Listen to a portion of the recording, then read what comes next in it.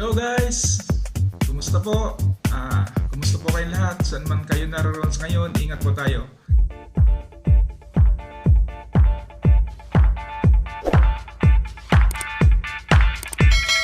Shoutout po sa lahat ng mga taga-Philippines at kapwa ko OFW.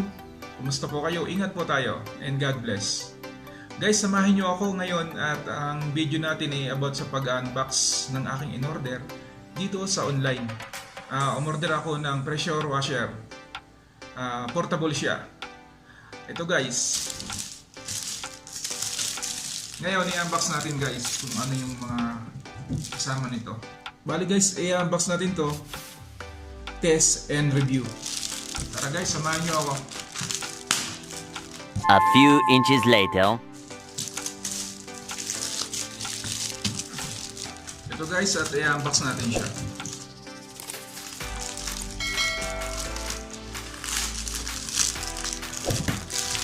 Inalis ko na siya sa sa box niya para madali na lang buksan. Ito na lang yung natira, plastic.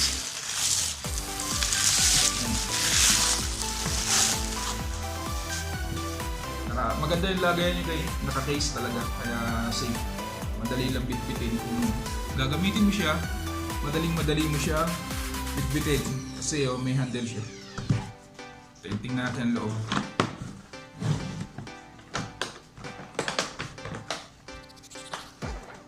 Yan. Tingnan natin yung mga kasama niya kung ano. Siyempre hindi mawawala yung guidelines dito, manual. Hindi mawawala to. Yan. Kung hindi natin alam ikabit, dito lang tayo magbabase kung paano ikabit. Ito yung ano niya. Ito yung hose na ikakabit natin dito mamaya. Hose. Meron siyang charger. Yan. Tapos ito pa mga kasama niya. Tingnan natin ito. Ito parang strainer. Parang sinasala niya yung mga dumi na nasa tubig. Yan, dito kinakabit yan guys. Yan. Tapos yung nozzle niya. Station nozzle. Yan. Tapos yan. Dito rin kinakabit to sa baba, kabitan ng hose. So may sa bali dito papasok yan. Yan. Sa loob. Okay. Tapos itong dalawa naman na to, dito nilalagay sa dulo nitong nozzle. Dito yata, parang ito guys yung pagtimpla ng kanyang yung labas ng tubig kung malakas o mahina or pa-shower siya or yan, ganito lang. Ito yung mga kasama. Tapos syempre, ito yung shampoo. Dito nilalagay yung shampoo. Pang-carwash yan. Tapos ito yung kanyang battery. Ito yung battery niya, 48 volts max power link system. Yan. Ito yung battery niya.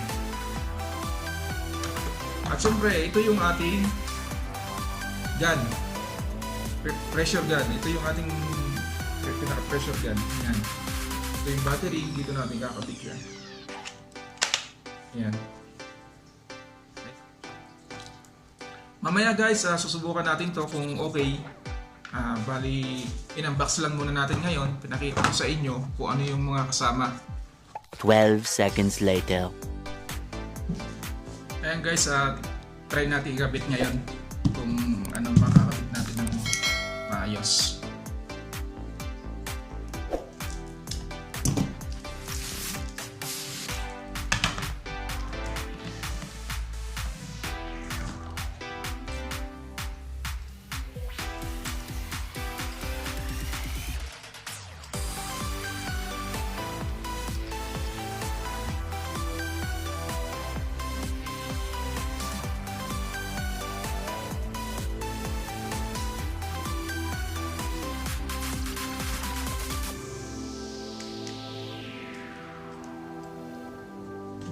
Tapos ito dito natin gamit yan. Ayan. Tapos yung pinakadulo nito guys, yung pinakadulo, ito yung kakabit natin. Ito yung nilalagay sa mga drum, timba, o kung saan tayo kukuha ng tubig na gagamitin natin. Ito nilalagyan natin para pansala sa mga dumi guys. Kailangan natin salayan yung dumi kasi pag pumunta sa loob yun baka bumara, hindi umikot ng maayos yung motor. Kaya kailangan natin itong pansala. Ayan. Siguro guys nasa ano to, nasa 5 meters.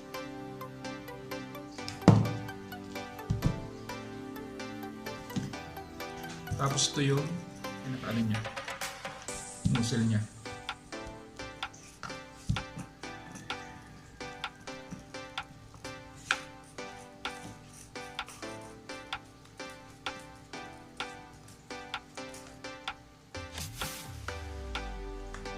Ayan. Kabit na siya. Tapos mamimili na lang tayo dito sa dalawa kung ano yung kung saan natin gagamitin, kung paano natin, kung saan natin gagamitin siya. Ayan. Adjust lang natin to.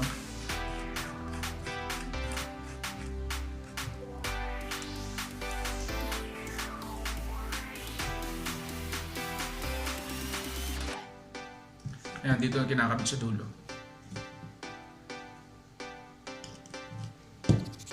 Yung shampoo naman, mamaya pang ito ginagamit sa pagkarawas sa mga sasakyan, sa mga motor, bike. Yan, ginagamit ng shampoo. Pero kung tubig lang naman at kailangan mo lang pang sample guys, pwede rin tong pandilig sa mga halaman, panlinis sa inyong mga baboyan, sa kulungan ng baboy, pwede to. Panglinis sa mga sala natin, pwede rin gamitin to. Basta lang, kabit lang yun sa timba na may tubig. Yung mga lalabas nito. Ayan.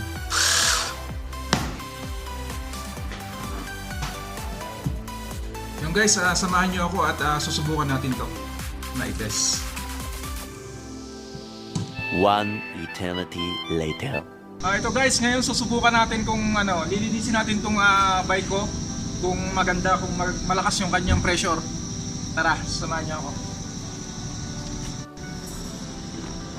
Ito guys, at susubukan nating linisin yung bike ko gamit itong Ergan portable pressure washer na to.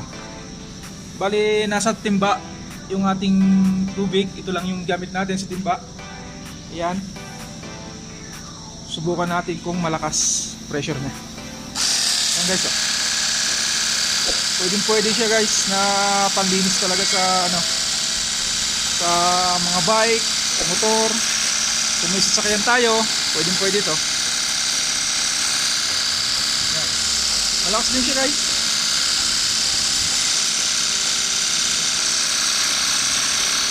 Yan.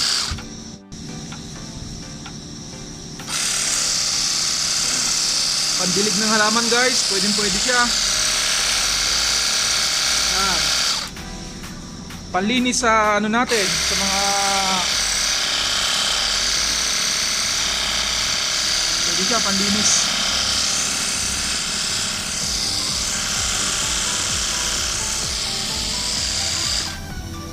Ngayon ay susubukan natin lagyan ng shampoo. Lagyan natin ng sabon para malaman natin kung gumagana itong sabon na to.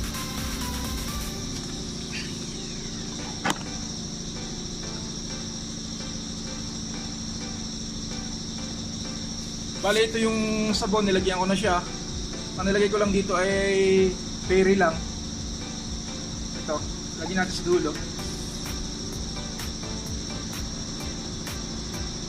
Press lang natin to.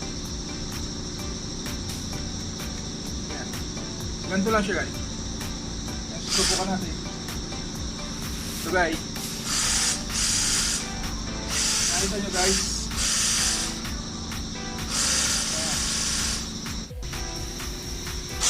Ito guys ang sabon na ginagamit ko. Pwede ito guys sa mga sasakyan natin kung tayo may mga sasakyan. Tamang-tamang pang karwas to. Ayan.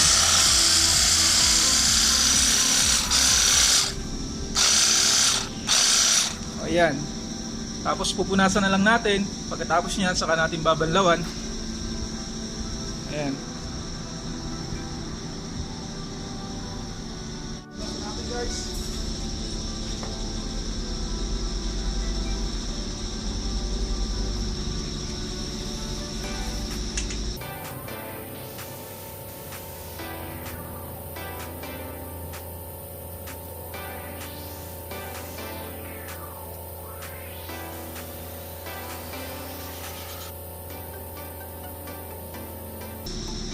Ayan guys. Ngayon, tapos na nating masabunan, babanlawan naman natin.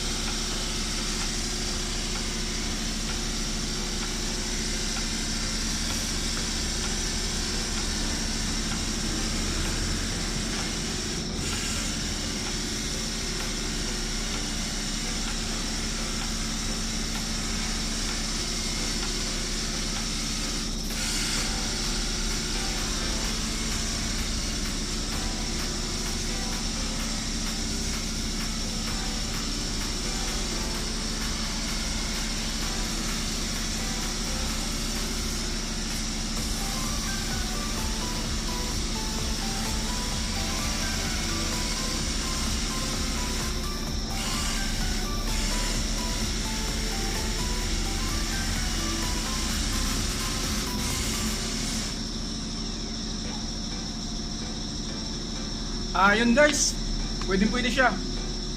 Kita nyo na nalinis ko yung bike ko. Pwede siya, pwede na rin nating gamitin sa paglilinis sa ating mga sasakyan. Pwede na rin natin gamitin sa, ang alam mo, pwede rin to guys sa mga halaman, pandilig, ganyan. Palinis sa bahay, pwede rin. Okay siya guys. Yun lang guys, salamat sa inyong panonood. Ingat po tayong lahat. God bless. Bye bye.